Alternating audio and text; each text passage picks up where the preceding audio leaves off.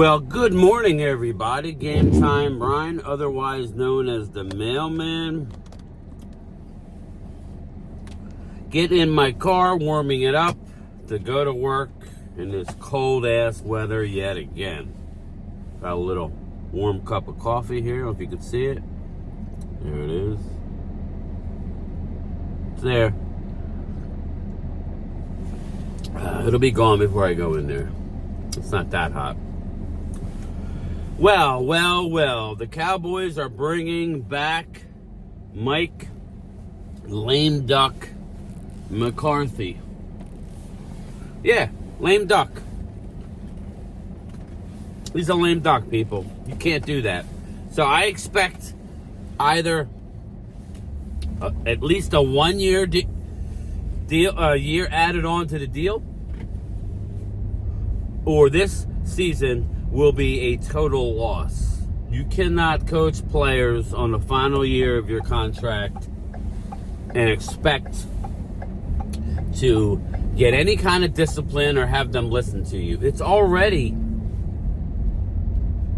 as we've seen, it's already too far gone with Jerry Jones and how he handles the team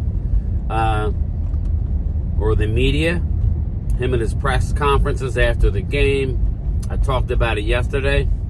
Jerry Jones can't help himself. When Mike McCarthy was first hired, there was clearly something in place where he said Mike wanted him to take a lesser role media-wise. Now, nobody's saying Jerry can't call into the radio stations and this and that, but he's just got to watch what he says. You're trying to lead men. All right? You're trying to lead men. If I go to work, right? Hear me out, people. If I go to work and my supervisor, and this is a funny story for the people that know. If my supervisor doesn't show up on time, or is AWOL sometimes, decides not to work, how is she going to tell me that I need to be there on time and show up to work? Right? So when that happens, and people who know my situation knows, and we'll leave it at that, everything crumbles. Call-outs galore. Everything crumbles. So, lame duck don't work, Jerry Jones. Your way of handling the media doesn't work, Jerry Jones. How stubborn do you got to be? I'm not happy this morning, and I'll be fine. But as far as this coaching is concerned, now you have to give him at least another year on his deal. Dak Prescott, something weird tells me they're going to make him play on the final year. You know, they're going to make him play on the $59.5 million contract. If I'm wrong, I will say I'm wrong. You know, the only thing, and Mark Holmes, shout out to Mark. I'm sorry, buddy, I didn't get back to you. I fell asleep early last night. Walking in this cold really takes it out of me, man. I came home, ate dinner, passed out early, woke up. I didn't want to call you at midnight, Mark. But we will do a part 2. Maybe tonight if I have any energy. We'll see. But you cannot do that, people. What the Cowboys are doing is philosophically and just wrong. You can't win a championship that way. Just listen to Mark Schlereth 4 months ago on radio. Look, just Google it. He says Dallas will have great seasons. Dallas will have a great regular season. They'll get into the playoffs because of Jerry Jones, and the players know that McCarthy isn't the ultimate voice. McCarthy can't cut anybody like Jimmy Johnson could. McCarthy can't do that. He's got to go to Jerry. Hey, Jerry, you know. And then Jerry will say something. There's a serious problem here. Now that we're bringing him back. What happened, Jerry? You went and talked to Belichick, and Belichick said, hey, Jerry, I can't work with you like this. And Jerry goes, well, I'm not going to change I'm too old to change. Okay, well, you're not winning shit, brother.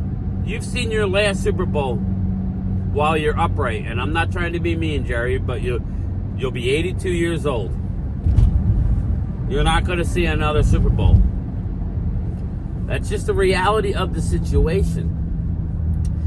Nobody said you can't be involved behind the scenes. Nobody's not saying that. It's the on-air TV personality, Jerry Jones, and your influence on everything. What it does do is make you a lot of money, Jerry. It makes you a lot of money. You have generational wealth. Kudos to you and the Jones family. You guys have done wonderfully. You've taken a franchise that was... People laughed when you bought the Cowboys for $1 million when you had to scrape up and borrow to a multi-billion-dollar.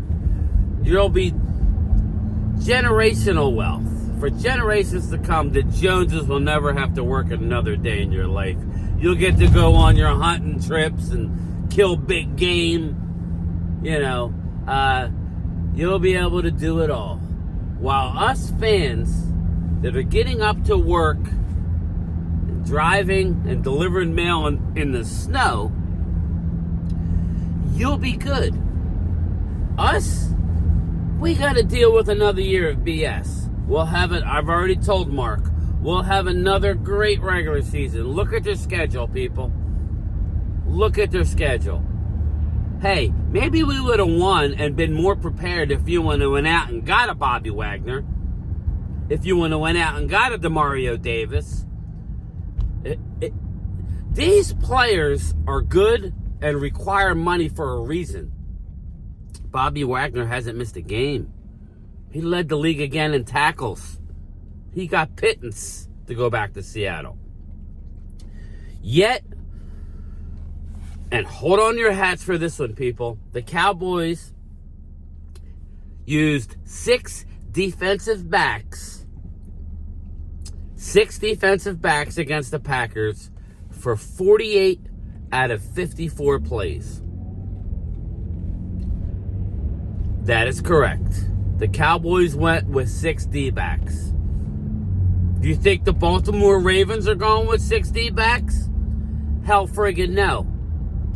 Hell no. They went out and drafted Patrick Queen and still traded for the Chicago Bear linebacker, who I can't think of his name. I always forget his name. The Beast, big guy. So, this regular season was a mirage. Now, I'm glad we won the East. That puts you in position. But when you get into the playoffs against these better teams, you can't run out 6 defensive backs 48 out of 54 times. You just got to be more physical and meaner and have that nasty. I don't blame Marquise Bell. I don't blame Jaron Kearse. They're defensive backs. They're not linebackers. Yet we chose to bring back a Leighton Vander Esch. Right? We chose to bring back a Leighton Vander Esch who has missed time multiple times for chunks of the year because of a spinal condition that's never going away. And we passed on a Bobby Wagner. Shame on you, Jerry Jones, GM. You're to blame. Not Mike McCarthy. Dan Quinn? I still like Dan Quinn. I'm not going to sit here and say he sucks, as he doesn't.